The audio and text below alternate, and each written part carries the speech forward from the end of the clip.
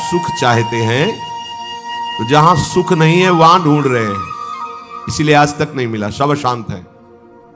आपको तो जो जो चीजें चाहिए, जो वस्तुएं, धन संपत्ति, पद की आकांक्षा रखते हैं, तो आपको लगता है अगर ये मिल जाते तो मैं सुखी हो जाता।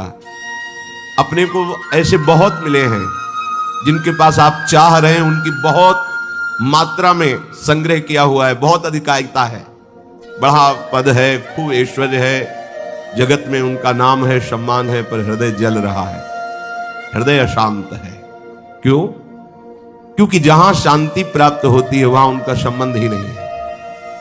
अशांतस्य कुतः सुखम, जिसका चित्त अशांत है उसे सुख कैसा? ब्रह्म। कुछ वर्ष की आयु, शरीर समाप्त हुआ, न पद रह गया, न संपत्ति रह गई, न नाम रह गया, न व्यवहार रह गया, न परिवार रह गया, अकेले अपने कर्मों की पोटली बांध करके फिर नया जन्म, फिर वही पढ़ाई लिखाई, दुनिया का प्रपंच, नहीं तो अन्य योनियों में कीड़ा मकोड़ा, पशु पक्षी। विश्राम कहां है? अध्यात्म योग में। श्री भगवान कह रहे निश्रेयसाय, मतलब दुखों का आत्यंतिक नाश, दुख का लेस नहीं जहां। अब अपने तो दुखालय में रह रहे हैं तो सुख को इसी में ढूंढ रहे हैं, तो हम समझते हैं कि अरबों खरबों रुपया मिल जाए, सुंदर सुंदर भोग सामग्री मिल जाए, मैं सुखी हो जाऊंगा।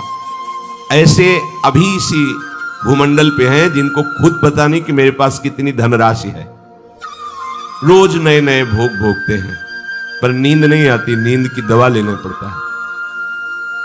मानसिकता बिगड़ी हुई है, विक्षिप्त है, हृदय जल रहा है, हर समय भयभीत है, कहीं ऐसा ना हो जाए, कहीं ऐसा। सुख विनिश्चितम बदामि तेन अन्यथा वचांस में, गोस्वामी जी कहते हैं मैं सत्य कह रहा हूं, मेरी बात अन्यथा नहीं। जब तक तुम हरि भजन नहीं करोगे तब तक तुम्हें त्रिकाल में, त्रिभुवन में कहीं भी शांति नहीं। छूटिबे के जतन विशेष बांधे जाएगो, वह विष भोजन जो सुधा सानी खाएगो। अगर अमृत भी खाएगा तो विष बन जाएगा। हरि विमुखता में तुझे कहीं शांति नहीं मिलेगी। अगर हरि के सन्मुख हो तो विष भी अमृत हो जाए। गरल सुधा रिपु करहि मिताई, गोपद सिंधु अनल शीतला। आग शीतल चंदन की तरह हो जाएगी। समुद्र जो अथाह अगाध है वो गाय के खुर के गड्ढे के समान हो जाएगा। विष अमृत बन जाएगा, दुश्मन सब मित्र बन जाएंगे यदि हरि की कृपा हो जाए तो ये हरि के चरणों का आश्रय ही आत्यंतिक सुख का स्वरूप है। ये कैसे प्राप्त होता है? तो श्री भगवान कहते हैं कि मन ही बंधन और मोक्ष का कारण है। ये जब किसी विषय का चिंतन करता है भोग भावना से, किसी व्यक्ति का चिंतन करता है राग या द्वेष से, तो ये बंधन का कारण बन जाता है। अगले जन्म की ये पूरी तैयारी करा देता है। नाना प्रकार के भ्रमात्मक दुख सुखों में फंसा देता है। और जब यही मन प्रभु का चिंतन करने लगता है, प्रभु के नाम का, प्रभु के रूप का, प्रभु की लीलाओं का, प्रभु के गुणों का, प्रभु के भक्तों का, तो यही मोक्ष का खुला हुआ द्वार हो जाता है। यही मन, जब मन किसी व्यक्ति को भगवत भाव से, किसी भोगों को प्रभु की सेवा में अर्पित करने के लिए, यही मोक्ष का कारण बन जाता है। और जब किसी भोगों को स्वयं भोगने के लिए और किसी व्यक्ति को राग द्वेष से, यही बंधन का कारण स्पष्ट। इसीलिए भगवान बहुत जोर देते हैं अनन्य चिंतन पर। तुम्हारा चिंतन भगवत भाव से निरंतर चलता रहे तो जितनी श्वासें हैं वो प्रभु को अर्पित कर देने का फल होगा, प्रभु के समीप पहुंच जाना। ये तो बहुत कठिन है। मन को संसार के चिंतन से हटा करके प्रभु के चिंतन में लगाना, ये तो बहुत कठिन है, क्योंकि हमारी आसक्ति हो गई है शरीर में, शरीर संबंधियों में, भोगों में, पद प्रतिष्ठा में। बड़ा सुख लगता है, जब हमारा यश, हमारी प्रतिष्ठा, हमारा मान, हमारा ऐश्वर्य, हमारा संबंध ये बहुतायत में दिखाई देता है तो अहंकार को बड़ा सुख मिलता है।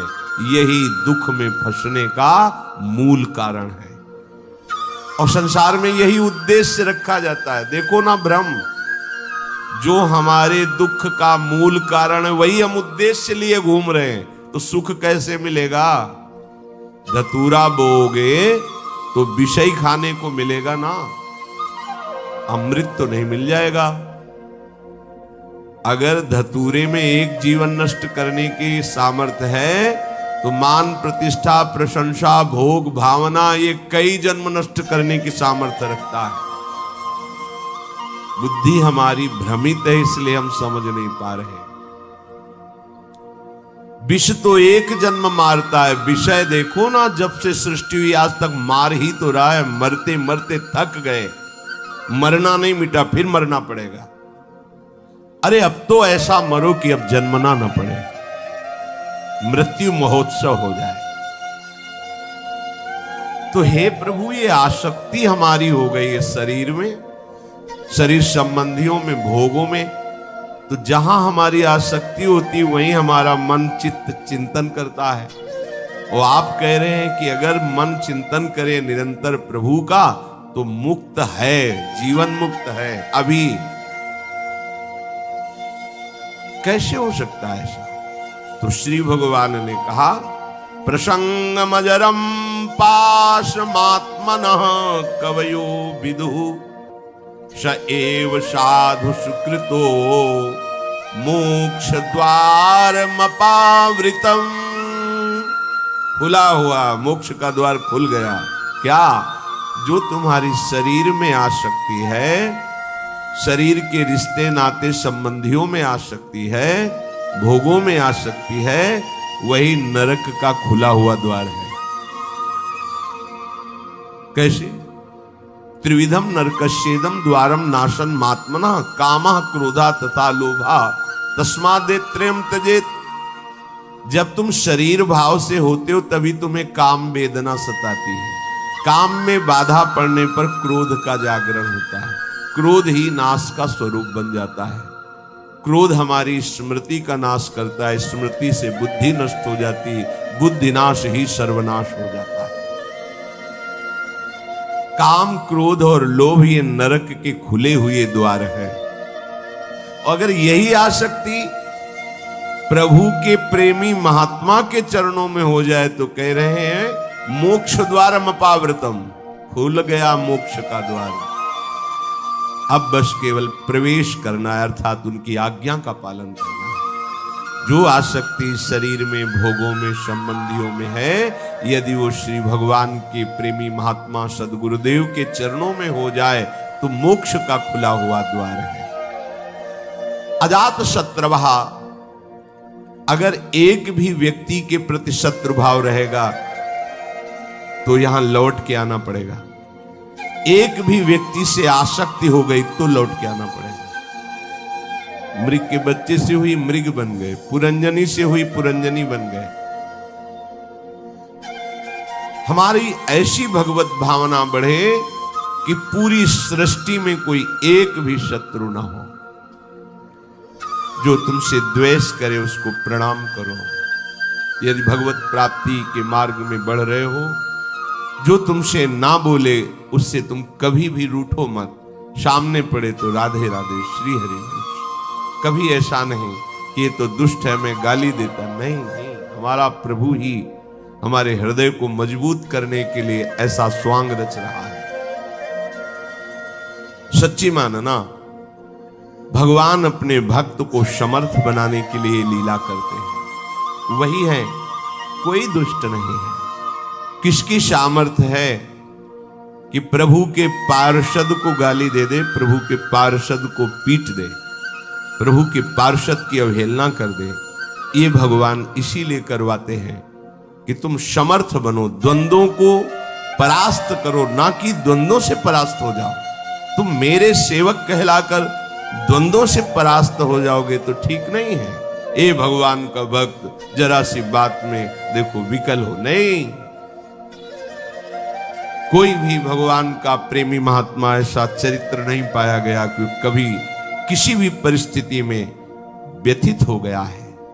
नहीं, यम ही न व्यथ्यन्ते ते पुरुषम पुरुषर्षभ सम दुखा सुखाधीरम स्वमृतत्वाय कल्पते। जो सुख दुख में समान किसी भी परिस्थिति में हृदय व्यथित नहीं हुआ, हर समय राधा राधा राधा परम पद उसके चरणों में लौटता है, वही परम पद का अधिकारी है।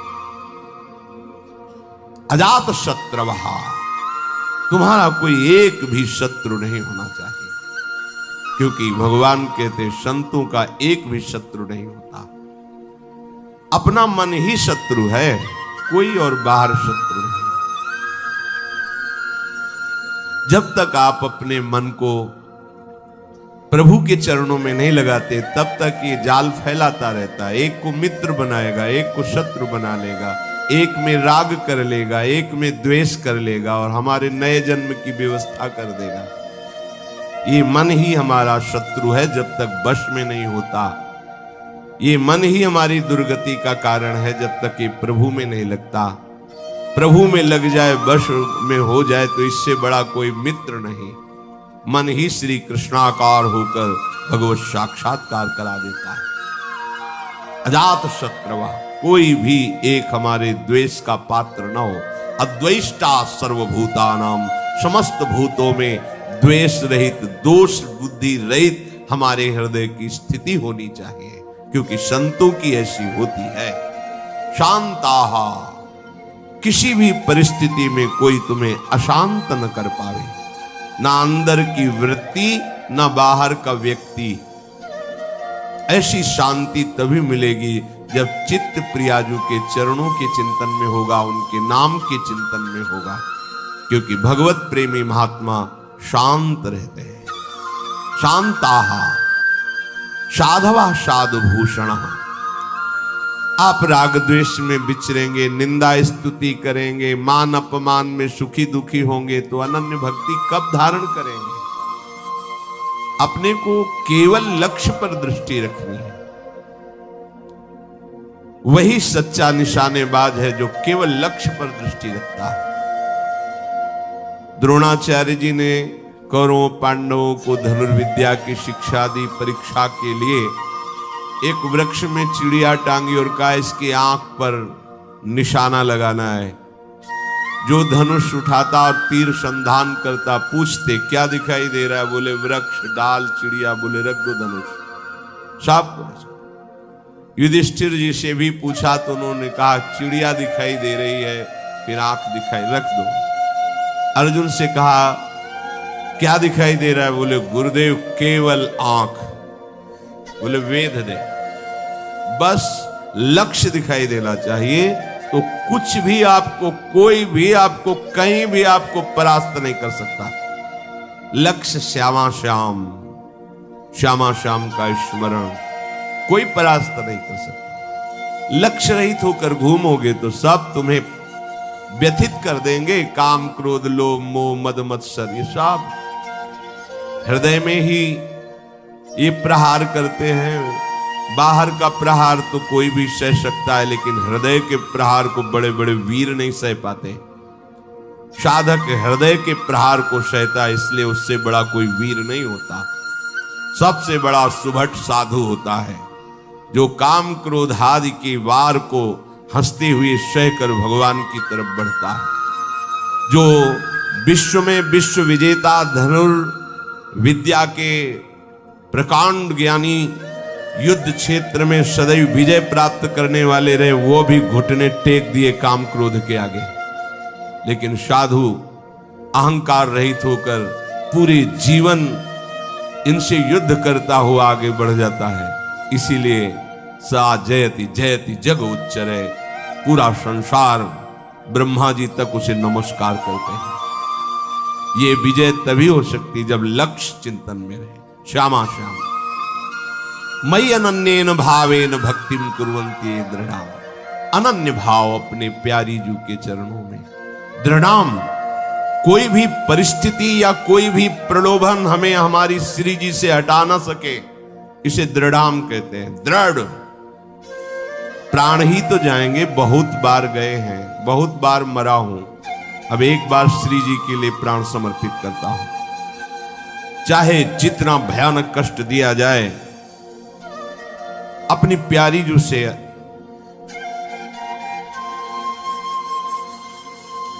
एक क्षण के लिए भी वृत्ति नहीं हटा सकता। और चाहे जितना प्रलोभन दिया जाए, यश कीर्ति सम्मान प्रतिष्ठा जय जयकार, एक क्षण के लिए भी प्यारी जू से चित्तवृत्ति नहीं हटे। इसे कहते दृढ़ाम। भारी से भारी अनुकूलता और भारी से भारी प्रतिकूलता जब अपने इष्ट के चिंतन को न रोक पावे तो उसे कहते अनन्य भक्त। अनन्य भक्त बहुत बड़ी दुर्लभ स्थिति है, इससे बढ़कर कोई पद नहीं है, कोई स्थिति नहीं है। और ये वृंदावन नित्य विहार रस, ये रसिक अनन्यों का है। ये रसिक अनन्यों के नरेश श्री हिताचार्य, श्री स्वामी हरदास जी, ये सब सहचरियां प्रकट हुई हैं इस रस को प्रदान करने के लिए। ये तो अनन्यता से ही आता है रस। मत कृते त्यक्त कर्माणस त्यक्त स्वजन बांधवाहा, दो भाव इसके। मेरे लिए सारे सांसारिक कार्य छोड़कर केवल भजन, ये निवृत्ति मार्ग पर विरक्त भाव। और जो भी कर्म कर रहे हैं वो प्रभु को समर्पित करना, एक गृहस्थ प्रवृत्ति मार्ग पर, दोनों को ये करना होगा। मत कृते त्यक्त कर्माणस, मेरे लिए सारे कर्म समर्पित करना, ये गृहस्थ। और मेरे लिए सारे संसार के कर्म छोड़कर एकमात्र केवल प्रियालाल संबंधी चेष्टाएं, ये है विरक्त। नींद खुलने से लेकर सुषुप्ति गाढ़ नींद तक, चेतना से लेकर मृत्यु तक प्रियालाल के सिवा कोई कार्य नहीं करना। अपने शरीर के पोषण का भी कार्य नहीं करना। हमारे शरीर का भरण पोषण प्रियालाल से होगा। हमें जगने से लेकर सोने तक, जीने से लेकर मरने तक केवल प्रियालाल के ही संबंध के कार्य करने, अन्यथा नहीं। ना अपने तन ढकने के लिए, ना अपने शरीर पोषण के लिए, ना अपनी शरीर व्यवस्था के लिए। ये आराध्य देव का भार है, वो देखेंगे क्या पहनाना है, कैसे बैठालना है, कहां रखना है, कैसे चलाना है, इसकी चिंता नहीं। पोषण भरण न चिंत कराही, श्री हरिवंश विभव विलसाई, श्री वृंदावन की माधुरी। और गृहस्थ में धर्मयुक्त कार्य करते हुए वो कार्य प्रभु को समर्पित करना। मत कृते त्यक्त कर्माणस और त्यक्त स्वजन बांधवाहा, विरक्त के लिए किसी भी तरह से परिवार के सदस्यों से थोड़ा भी स्नेह नहीं रखना। अगर है तो केवल प्रियालाल के लिए है, प्रियालाल के संबंध के लिए है, प्रियालाल की प्रसन्नता के लिए है। हम घर में रहते हैं, पत्नी पुत्र परिवार आदि के लिए व्यापार नौकरी करते हैं, उनको सुख पहुंचाते हैं। इसका फल हो कि प्रियालाल प्रसन्न हो जाए, क्योंकि हमें ड्यूटी दी, हमें सेवा दी कि इतने परिवार का पोषण तुम करो, पर वो हम कर रहे हैं प्रियालाल के लिए, हो गया। विरक्त किसी भी तरह से अपने शरीर संबंध की वासना का पोषण न होने दे। प्रियालाल के संबंध से सब हमारे प्यारे, प्रियालाल का संबंधी नहीं तो अंजन कहा आंख जई फूटे, बहुतक कहो कहां लो, नहीं नहीं कोई हमारा नहीं। भगवान कह रहे मेरे लिए अपने स्वजन संबंधियों का त्याग कर दिया। त्यक्त स्वजन बांधवाहा, गोपीजनों से प्रभु द्रवित होकर के कह रहे हैं, जो बड़े बड़े योगी जन जिन बेड़ियों को नहीं तोड़ पाते, उन स्नेह की बेड़ियों को तोड़कर तुमने हमसे प्रेम किया, इसलिए मैं तुम्हारा जन्म जन्म ऋणी। भगवान कह रहे मैं ऋणी तुम्हारा। केवल प्रभु से प्रेम करने के कारण ही हनुमान जी महाराज से भगवान श्री राम कह रहे हैं, प्रति उपकार करो का तोरा, सन्मुख हो न सकत मन मोरा। अय वत्स, तुमने जो समर्पण करके हमारे प्रति अनन्य भाव प्रकट किया है, इसके बदले में मैं तुम्हें क्या दे सकता हूं। सकुच के कारण मेरा मन सन्मुख नहीं हो प्रभु के। तुम संतात उरिन मैं नाही। ओहो, अखिल लोकों का दाता बोल रहा है, तुम संतात उरिन। ये अनन्य भक्त के लिए शब्द है, दूसरों के लिए नहीं। भगवान जब अहेतुकी कृपा करते हैं तब ऐसी भक्ति जागृत होती है। भक्तों के संग के प्रभाव। त्यक्त स्वजन बांधवाहा, ये न तुम्हारे थे न है न रहेंगे। श्रुत बनितादि जान स्वार्थ रत ना करुणे सभी ते, अंत ही तो ही तजेंगे पामर तू न तज। तुझे समझ में नहीं आ रहा।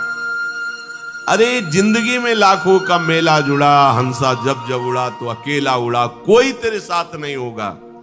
तेरा सच्चा साथी हरि तेरे साथ होगा, पर उस साथी से तो तुमने कभी प्यार ही नहीं किया, कभी उसको सुमिरन ही नहीं किया, तो फिर भोगना पड़ेगा। बहुत बड़ा प्रपंच है ये माया का। त्यक्त स्वजन बांधवा, चाहे गृहस्थ में हो चाहे विरक्त में हो। गृहस्थ में हो तो वो प्रभु के जन है, उनकी सेवा का फल प्रभु की प्रसन्नता। विरक्त में हो बिल्कुल किसी तरह से कोई संबंध नहीं, केवल प्रियालाल के संबंध से ही संबंध है। नाते नेह राम के मनियर, सुहद सुसेव्य जहालो। मदाश्रय, केवल मेरे आश्रित रहे। ये बहुत बढ़िया मीठी आखिरी बात। ये जीवन की साधना का फल, ये शब्द मदाश्रया इतना मीठा है, इतना शांति है, इतना आनंद है। बस इसी को समझ नहीं पा रहे तो परेशान हो रहे हैं। हमारा मन नहीं लगता, हमसे ये नहीं होता, हमसे वो नहीं होता। तुम्ही से तो ना, तो तुम छोड़ो अपने को, मदाश्रया ऐसे हो जाओ प्रभु के आश्रय। पता नहीं कल्याण हो कि ना हो, जो हो रहा है वो भी छूट जाएगा, पता नहीं कौन सी गति हो। तो संशयात्मा विनश्यति, इस पर शास्त्र सब कुछ वर्णन करते। तुम्हें प्रभु पे भरोसा नहीं है, प्रभु का आश्रय ये पूरे जीवन में इसी ने चलाया है, मदाश्रया ने इसी ने पोषण किया है, और यही हमें बेपरवाह रखा है ना प्रभु। मदाश्रया प्रभु का, कोई साथी नहीं है, कोई साथी नहीं। एकमात्र श्री हरि, एकमात्र प्रियाजन। आश्रय ये बहुत अमृत शब्द है, समझ में केवल आ जाए।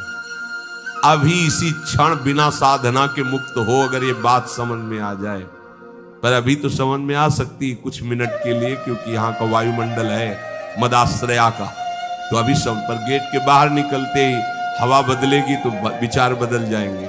मदाश्रया ये गुरु कृपा से आई हुई भारी विपत्ति, प्रतिकूलता, असाध्य रोग, अपमान, निंदा, ये सहयोगी होते मदाश्रया के लिए। ये मदाश्रया में बहुत सहयोगी होते हैं, और इनको कौन चाहता है, इसलिए मदाश्रया नहीं हो पाता। वो हम के आश्रित रहता है। साधना का आश्रय ले सकता है, क्रियाओं का आश्रय ले सकता है, व्यक्ति का आश्रय ले सकता है, लेकिन मदाश्रय भगवद आश्रित। और भगवद आश्रित बहुत बेपरवाह और ऐसी वस्तु मिलती है जो किसी साधना से नहीं मिलती। पर ये हृदय का विषय होता है, वाणी का नहीं होता। केवल वाणी के कहने से हृदय शांत नहीं हो जाएगा। निज सुख बिन मन होई की थीरा, जब तक मन में ये आश्रय जागृत नहीं होगा तब तक बात नहीं बनेगी। और ये जागृत तभी होगी, लिख लो, जब तुम्हारा अपमान होगा, निंदा होगी, शरीर किसी असाध्य रोग से ग्रसित होगा, सब तिरस्कार करेंगे, सब, कोई सृष्टि में प्यार से देखने वाला नहीं होगा, तब सच्चा मदाश्रय उदय होता है।